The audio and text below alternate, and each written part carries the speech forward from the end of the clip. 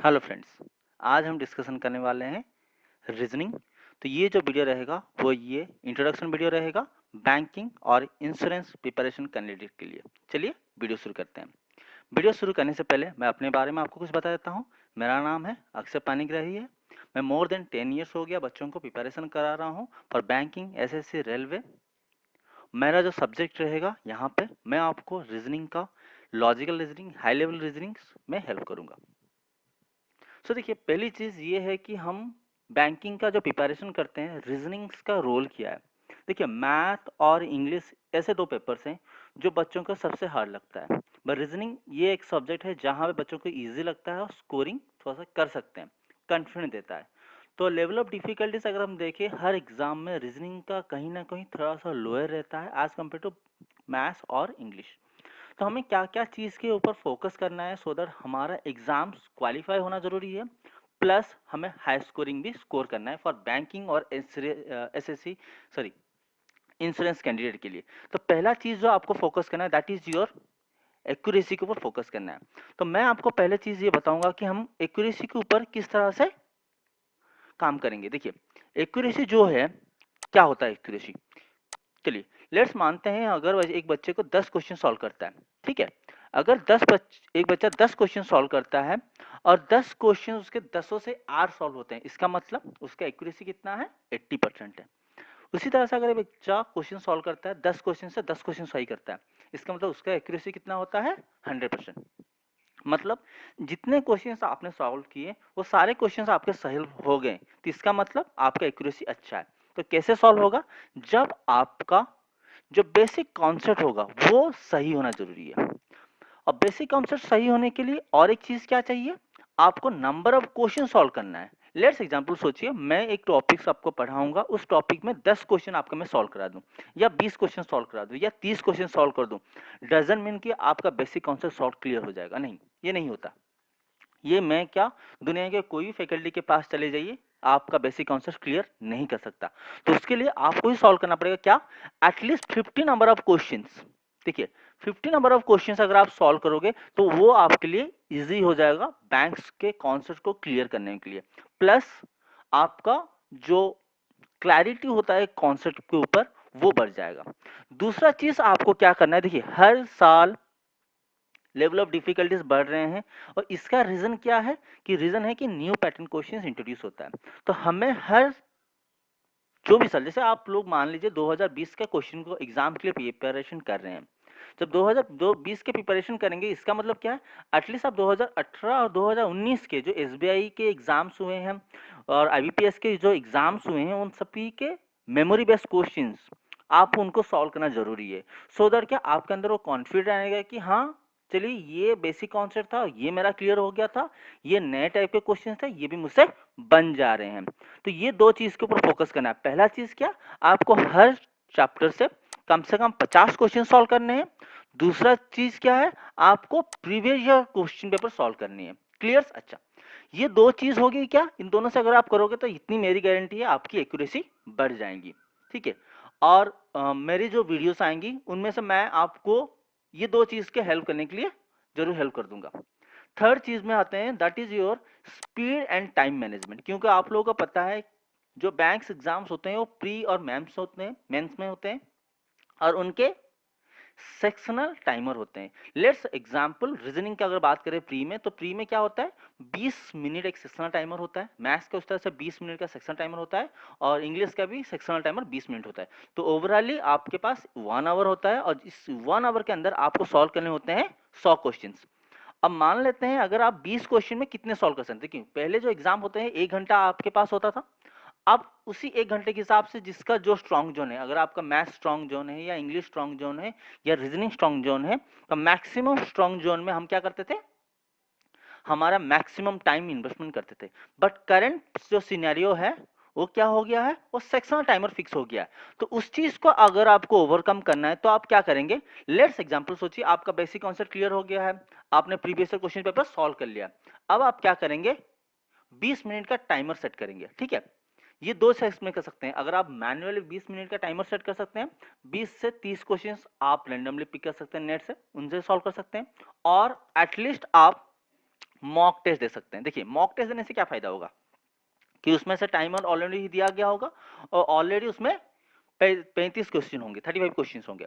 तो वो 20 क्वेश्चन में आप कितने क्वेश्चन बना पाए। अब मान लीजिए आप पहले अटेम्प्ट में 20 मिनट में 5 क्वेश्चन बनाए या 10 क्वेश्चन बनाए या 15 क्वेश्चन बनाए, उसमें से घबराने की बात नहीं है। अगर आपको पता चला कि आप किस लेवल पे हैं, हाँ मुझे बिगनर हूं, मैं 20 मिनट में 10 क्वेश्चन सॉल्व कर पा रहा हूं, कोई बात नहीं है।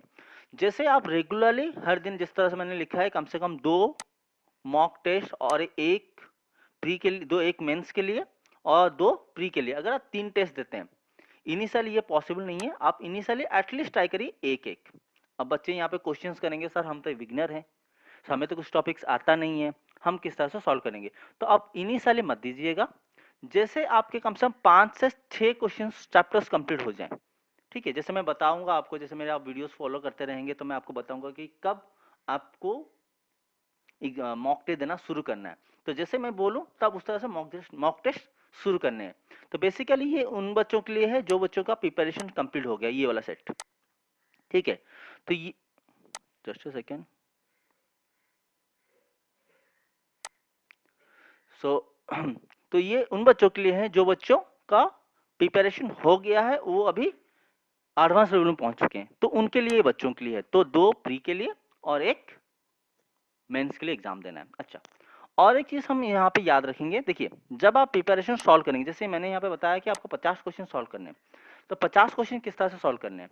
तो 50 क्वेश्चन ऐसे नहीं कि आप मान लो एक टॉपिक मान लेते हैं हम, चलो कोडिंग एंड डिकोडिंग, तो कोडिंग एंड डिकोडिंग में 50 क्वेश्चन सॉल्व कर लिया, आपका टॉपिक्स हो गया, नहीं, इस तरह से नहीं होता है। हम उसके 3 लेवल के हिसाब से चलते हैं। पहला जो लेवल होता है वो लेवल होता है आपका बेसिक लेवल का, जो आपका टाइप्स ऑफ क्वेश्चंस और इजी, जिसमें आपका कॉन्फिडेंस आएगा कि हाँ इस टॉपिक से आपको बनता है। जैसे वो लेवल आप कम से कम 50 क्वेश्चन सॉल्व कर लिए, नेक्स्ट टॉपिक आप जब करोगे तब उसमें फिर से मॉडरेट लेवल का 50 क्वेश्चन, देन एडवांस लेवल का 50 क्वेश्चन। तो टोटल आप एक टॉपिक से कितने किए, 150 क्वेश्चंस, प्लस अब मान लो प्रीवियस क्वेश्चन सॉल्व किए 50 क्वेश्चंस, तो हर टॉपिक से आपका क्वेश्चन कितने सॉल्व हो गए, 200 क्वेश्चन सॉल्व हो गए।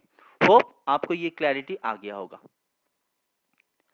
चलिए, और एक चीज, ये सबसे छोटा सा मैंने दिया है, ये आई थिंक सभी को पता है, फिर भी एक चीज याद रखिए, जब आप रीजनिंग सॉल्व करें, आप क्वेश्चंस का इंस्ट्रक्शन जरूर पढ़ें। विदाउट रीडिंग ए इंस्ट्रक्शंस आप कोई भी क्वेश्चंस मत सॉल्व करिएगा, क्योंकि हर साल नए टाइप के क्वेश्चंस आते हैं। जो चीज आपको लगेगा या ये क्वेश्चन से मुझे पता है, मैं इस क्वेश्चन को सॉल्व कर सकता हूँ, नहीं, इस तरह से नहीं होता है। क्योंकि क्वेश्चन में थोड़ा सा अगर ट्विस्ट कर देगा, जिसमें आपको दिक्कत हो सकती है। जैसे हम चैप्टर बढ़ते आएंगे तो ये सारी चीज मैं आपको बताते जाऊंगा कि क्या आप गलती किए थे और क्या गलती हो सकता है न्यू पैटर्न में। क्लियर? चलते हैं नेक्स्ट स्लाइड पे। देखिए ये मैंने बताया है कि 20 जो क्वेश्चंस आते हैं उनके लिए कुछ टिप्स है ये, तो थोड़ा सा आप देख लीजिए। Previous year question paper solve करना है, ये पहले से मैंने आपको बता लिया हूँ। दूसरा चीज, जब आप टॉपिक सारे कंप्लीट कर लेंगे, प्रीवियस ईयर क्वेश्चन सॉल्व कर लेंगे, आपको एक आइडिया हो जाएगा कि स्ट्रॉन्ग टॉपिक मेरा कौन सा है या वीक सेक्शन मेरा कौन सा है। जैसे कोई बच्चा बोल सकता है कि मैथ्स मेरा स्ट्रॉन्ग है, या रीजनिंग मेरा स्ट्रॉन्ग है, या रीजनिंग इंग्लिश मेरा स्ट्रॉन्ग है। तो कब पता चलेगा, जब आप प्रीवियस क्वेश्चन मॉक टेस्ट देंगे और उस सेक्शन में आपका सबसे ज्यादा क्वेश्चन सही हो रहा है, अब सारे क्वेश्चन सॉल्व कर पा रहे हैं, तब वो आपका स्ट्रॉन्ग जोन होगा। जिसमें आप लैकुना हो रहा है, जिस क्वेश्चन आपको सॉल्व नहीं कर पा रहे हो, लगता है कि नहीं इसमें मेरा नहीं होगा, वो हो गया आपका वीक एरिया। तो वो आपको स्ट्रॉन्ग एरिया और वीक एरिया में समझ में आ गया होगा। ये सबसे इंपॉर्टेंट चीज याद रखिए, नंबर 3 वाला जो पॉइंट्स है, कभी भी आप एग्जाम में पजल से शुरू मत करिएगा, ना ही एंड कभी पजल से करिएगा। आप हमेशा उस टॉपिक से शुरू करिएगा जिस क्वेश्चन, मतलब मान लीजिए 20 क्वेश्चन आपका होता है, तो 20 क्वेश्चन में आप कैसे सॉल्व करेंगे, तो फर्स्ट कम से कम मान लीजिए 5 to 7 मिनट्स आप उस टॉपिक को दीजिए जिसमें आपका क्वेश्चन सॉल्व हो सकता है। जैसे सिलोजिज्म, आप सिलोजिज्म को 5 क्वेश्चन सॉल्व करने में कितना टाइम लगेगा, मैक्स टू मैक्स 1.5 मिनट से 2 मिनट। इनइक्वालिटी के 5 क्वेश्चंस आएंगे, तो इनइक्वालिटी के 5 क्वेश्चन सॉल्व करने में मैक्सिमम कितना, 2 मिनट। तो ये देखिए 4 मिनट में हमने कितना सॉल्व कर लिया, 10 क्वेश्चन सॉल्व कर लिया। बाकी मिसलेनियस रहा, जैसे कोडिंग एंड डिकोडिंग रहा, ब्लड रिलेशन रहा, डिस्टेंस डायरेक्शन रहा, डाटा सफिशिएंसी रहा, इस टाइप के क्वेश्चन को सॉल्व करने के लिए मान लीजिए हर जितने भी क्वेश्चन आएंगे, एक बीट क्वेश्चन को सॉल्व करने के लिए 1 मिनट या 40 सेकेंड्स, ठीक है। तो इस तरह से अगर आप 10 क्वेश्चन सॉल्व करें तो कम से कम 15 क्वेश्चन अगर सॉल्व करने के बाद आप जंप करिएगा हमेशा पजल सेक्शन को। देन उसके बाद पजल्स, जैसे मान लीजिए 3 सेक्शन पजल से आया हुआ है तो तीनों ही आप क्वेश्चन में सॉल्व करिएगा, क्योंकि एग्जामिनर जो होता है वो टाइमर के हिसाब से क्वेश्चन देता है। 3 क्वेश्चन अगर आया हुआ है तो एक इजी होगा, एक मॉडरेट होगा और एक हार्ड लेवल होगा। अगर आपके 4 क्वेश्चन आए हुए हैं पजल में तो एक इजी होगा, 2 मॉडरेट होगा और एक हार्ड लेवल का क्वेश्चन होगा। तो उसी तरह से आपको पजल को पिक करना है। तो कैसे पता चलेगा आपको पजल की कौन सा पजल हार्ड वाला है? जब आप बहुत सारे क्वेश्चंस को सॉल्व करेंगे। तो एंड ऑफ द वीडियो मैंने एक चेकलिस्ट रखा है आप लोग के लिए। आप उस चेकलिस्ट को अगर फॉलो करोगे तो इतनी गारंटी है, एग्जाम्स कोई भी एग्जाम्स हो, आप रीजनिंग में कम से कम 25 क्वेश्चंस पीओ के लिए कम से कम, और क्लर्क में कम से कम 30 क्वेश्चंस आप अटेंड करके जरूर आएंगे अगर उस चीज को आप फॉलो करते हैं।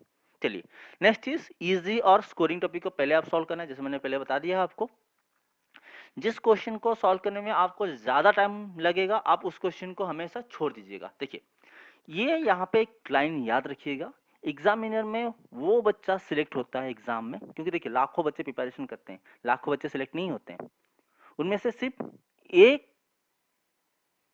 1% ऐसे बच्चे होते हैं जो हर एग्जाम देते हैं और हर एग्जाम्स क्लियर हो जाते हैं। और उनमें से ऐसे 10% बच्चे हैं जो कोई भी एग्जाम देते हैं, उनका कोई भी एग्जाम्स क्लियर नहीं होता है। बाकी बच्चे जितने परसेंट बच्चे वो प्री क्वालिफाई करते हैं तो मेंस क्वालिफाई नहीं होता है, या प्री ही क्वालिफाई नहीं कर पाते हैं, ठीक है। तो उस टाइप से तो उनका रीजन क्या होता है, जो 1% के बारे में बता रहा हूँ। चलिए तो वो बच्चे क्या होता है, वो पहले क्वेश्चन का रीड करते हैं, पता चल जाता है कि इस क्वेश्चन को उनको अटेंड करना है या उस क्वेश्चन को उनको रिजेक्ट करना है। तो अगर आप कोई क्वेश्चन को सॉल्व करते हुए पता चल गया कि हाँ इस क्वेश्चन को मुझे रिजेक्ट करना है, तो आप उसको रिजेक्ट कर लिए, और उसी एक बच्चे को पढ़ लिया, उसको लगता है मैं सॉल्व कर सकता हूँ, उसको अटेंड किया, सॉल्व नहीं हुआ, टाइम कंज्यूमिंग हो गया, देन क्या होगा, आपका रिजेक्शन हो सकता है। क्लियर? नेक्स्ट, ये सबसे इंपॉर्टेंट चीज जो बच्चे न्यू प्रिपरेशन करते हैं उनके लिए पॉइंट है कि जब भी आपको न्यू टाइप के क्वेश्चन मिलता है जो आपको समझ में नहीं आता है कि क्या करना है, तो आपको वहां पे पैनिक नहीं होना है, क्योंकि एक बार आप पैनिक एग्जाम हॉल में हो जाएंगे तो क्या होगा, आपका प्रिपरेशन वहीं पे ठप हो जाएगा, जितना प्रिपरेशन मेहनत किए होंगे। तो उस टाइम में उस क्वेश्चन का आप ट्राई करिए, अगर नहीं समझ में आया तो छोड़ दीजिए। क्लियर? चलिए अब जो सबसे इंपॉर्टेंट चीज है कि क्या कोर्स स्ट्रक्चर रहता है, क्या आपका स्टडी प्लान होना चाहिए, कौन सा टॉपिक को आपको कितना प्रिपरेशन करना जरूरी है। मैंने इसको 3 हिस्से में डिवाइड किया हुआ है। तो पहले मैं आप लोगों को सजेस्ट करूंगा कि इसका एक स्क्रीनशॉट ले लीजिए। तो स्क्रीनशॉट अगर ले लिए हैं तो इस चीज को आपको याद रखना है और इसमें से एक एक टॉपिक को आपको कंप्लीट करना है। मैंने देखा यहाँ पे लिखा है alphabet, next alphabetical, alpha numeric series part 1 part 2। देखिए पार्ट 1 पार्ट 2 में इसका मतलब क्या होता है, ये मेरा क्लास का डिजाइन मैंने आपको दिया हुआ है यहाँ पे कि किस तरह से मैंने क्लास लूंगा। तो अल्फा न्यूमेरिक सीरीज जो है वो तो बोलेंगे सर इजी टॉपिक है, एक क्लास में कंप्लीट हो जाएगा, नहीं। क्लरिकल में जो क्वेश्चंस आते हैं वो एक बेसिक कॉन्सेप्ट के लिए होता है। दूसरा जो होता है आप लोग का वो हाई लेवल होता है या टाइम कंज्यूमिंग क्वेश्चंस होते हैं, तो उसको मैंने 2 क्लास में रखा हुआ है। Order ranking, inequalities, coding and decoding, syllogism. देखिए सिलोजिज्म मैंने 1 2 3, तो उसमें क्या है, एक में बेसिक कॉन्सेप्ट क्लियर होगा, दूसरे में हमने उसका पॉसिबिलिटी केसेस और जो उसके कंक्लूजन जितने हैं उसको डिस्कशन करेंगे। देन उसके बाद जो भी डाउट्स होंगे उसके बारे में डिस्कशन करेंगे, और लास्ट वाला जो है जो न्यू पैटर्न क्वेश्चंस आ रहे हैं उसको हम डिस्कशन करेंगे।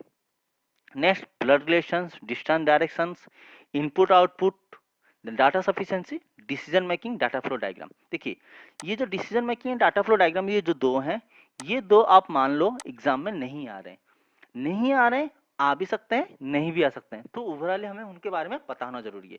तो ये जो सेक्शन से आप ये सेक्शन से अगर प्रिपरेशन करते हैं तो याद रखिए कम से कम आपका कटअप क्लियर हो जाएगा। जो सेक्शन कटअप रीजनिंग का होता है इतने टॉपिक से आपका क्लियर हो जाएगा। तो इसमें से मैंने बताया जैसे सिलोजिज्म हो गया आपका, तो सिलोजिज्म से मान लीजिए 5 क्वेश्चन, इनइक्वालिटी से मान लीजिए कम से कम 2 से 3 क्वेश्चन, कोडिंग डिकोडिंग से 2 से 3 question, blood relation distance direction इसमें से 1 से 2 question, input outputs 5 mark question. तो इसमें से कम 15 मार्क क्वेश्चन मान लेते हैं, 10 से 15 मार्क मिनिमम, 15 मार्क 10 से मार्क्स तो कम आता ही नहीं है। और अगर क्वेश्चन थोड़ा सा एक्सपेरिमेंटल हो गया, आपका लक अगर आपका खराब रहा तो उसमें से 10 मार्क आ सकते हैं, नहीं तो 15 मार्क मान के चलिए। तो इतने से आपका हो गया कितना, 15 मार्क। ये जो सेक्शन है ये सबसे इंपॉर्टेंट चीज है, ये पीओ मेंस हो गया या प्री हो गया, क्लरिकल मेंस हो गया, प्री हो गया, इसमें से सबसे ज्यादा क्वेश्चन आता है ये वाला सेक्शन में। इसको हमने ग्रुप बी में रखा है। क्या है वो? देखिए अरेंजमेंट का वो यहाँ पे मैंने रखा है linear arrangement, single row, linear arrangement, double row, circular arrangement, rectangular arrangement. अब देखिए single sitting arrangement, one variable, two variable, मतलब ये मिसलेनियस होगा, ये इधर रेक्टेंगुलर हो सकता है, सर्कुलर हो सकता है, लीनियर हो सकता है। Next sitting arrangement with blood relation. तो इतना हो गया आपका बेसिकली सिटिंग अरेंजमेंट के ऊपर। नेक्स्ट है आपका puzzles, that is seedling based puzzle. जैसे मान लेते हैं क्या किस तरह के क्वेश्चन होते हैं ये, कि मंडे से संडे हफ्ते के 7 दिन है, उसमें से एक 6% से या 7% से उनका मीटिंग है डिफरेंट कंपनीज में, या छुट्टियां हैं उस टाइप के क्वेश्चन होते हैं, या बर्थडे वाइज क्वेश्चन हो सकते हैं, किसी भी शेड्यूल हुआ होगा उस टाइप के क्वेश्चन होंगे। जब हम क्वेश्चन सॉल्व करेंगे आप लोगों को पता चल जाएगा। Next box puzzle, tabular floor based puzzle, grouping puzzle, conditional puzzle, blood relation based puzzle. तो ये सिटिंग अलग होता है, पजल में भी ब्लड रिलेशन क्वेश्चन आता है जो हाई लेवल क्वेश्चन हो जाता है। इनको अलावा और कुछ क्वेश्चन होते हैं दैट इज जो मिसलेनियस के पार्ट में आएंगे। नेक्स्ट हम आते हैं लॉजिकल पार्ट में, that is your assumption, conclusions, argument, course of actions, cause and effect and inference. तो होप आपको सारे टॉपिक्स याद हो गए। देखिए ये चीज जो लॉजिकल रीजनिंग मैंने बताया ये प्री के चांसेस बहुत कम है, आएंगे तो 1 से 2 मार्क आ सकते हैं, नहीं तो आप इनको प्रिपरेशन करो मेंस के लिए। ये बाकी जो 2 सेक्शन रहा ये आपका इजी सेक्शंस रहा, ठीक है, और ये रहा आपका moderate to high level questions. इसमें रहता है जो हाई लेवल रीजनिंग कहते हैं ना बच्चे, सभी लिखा गया होता है हाई लेवल रीजनिंग। सर क्या होता है हाई लेवल रीजनिंग? तो हाई लेवल रीजनिंग ये होता है बच्चे जो क्वेश्चंस टाइम टेकिंग होते हैं, लेंथी क्वेश्चंस होते हैं, जो पैसेज पढ़ने में टाइम लगता है, वो होते हैं आपके हाई लेवल क्वेश्चंस। क्लियर? तो होप आपको ये वाला पार्ट क्लियर हो गया होगा। नेक्स्ट मैंने जो बताया था चेकलिस्ट, देखिए ये चेकलिस्ट हमेशा डिफरेंट होगा। तो ये मैं बिगनर के लिए बनाया था, तो मैं ये बिगनर्स के लिए रखा हुआ है। अगर आप चाहे तो प्रिपरेशन कर रहे हो, अगर आप एडवांस लेवल के क्वेश्चन चाहते हो तो पहले आप इनको कम से कम 15 दिन ट्राई करिए। 15 दिन के अंदर मैं दूसरा चेकलिस्ट लाऊंगा, जो चेकलिस्ट आप एडवांस बच्चों के लिए होगा, जो प्रिपरेशन 1 साल से या 2 साल से कर रहे हो उनके लिए रहेगा, ठीक है। और एक चेकलिस्ट में लाऊंगा जो बच्चे जॉब कर रहे हैं उनके लिए रहेगा। तो वो 3 चेकलिस्ट में लाऊंगा। तो ये चेकलिस्ट देख लेते हैं। तो 10 क्वेश्चन सिलोजिज्म का, 10 क्वेश्चन इनइक्वालिटी का, 10 question coding and decoding, 10 question blood relations, 10 question direction sense, 10 question हो गया आपका अल्फा न्यूमेरिक सीक्वेंस। देखिए ये टोटल कितने हो गए 60 क्वेश्चन। 2 सेट्स इनपुट आउटपुट, मतलब ये 10 क्वेश्चन कितने हो गए अभी 70 क्वेश्चन। ये हो गया आपके अरेंजमेंट के क्वेश्चंस, सिटिंग अरेंजमेंट के क्वेश्चंस, ठीक है। तो ये हो गया आपके 10 क्वेश्चंस 80 क्वेश्चंस। ये हो गया आपके 15 क्वेश्चंस 80 15 95 क्वेश्चंस। ये हो गया आपके 10 क्वेश्चंस, तो 105 क्वेश्चंस। तो आपको डेली बेसिस में कितने क्वेश्चन सॉल्व हो गए 105 क्वेश्चंस। अब मान लीजिए 15 दिन आपको इसको करेंगे तो कितने क्वेश्चंस आप सॉल्व कर लिए 105 इंटू 15, मतलब मोर देन 1500 क्वेश्चन आपने सॉल्व कर लिया, ठीक है। तो 15 से 16 से आसपास आपने क्वेश्चन सॉल्व कर लिया। अब जब एक बच्चा 1600 के क्वेश्चन सॉल्व कर लिया तो उसका मतलब समझ लो आपका जो भी कॉन्सेप्ट लेवल हो वो कॉन्सेप्ट आपका कितना क्लैरिटी आ गया होगा। क्लियर? तो इसका भी आप एक स्क्रीनशॉट ले लीजिए।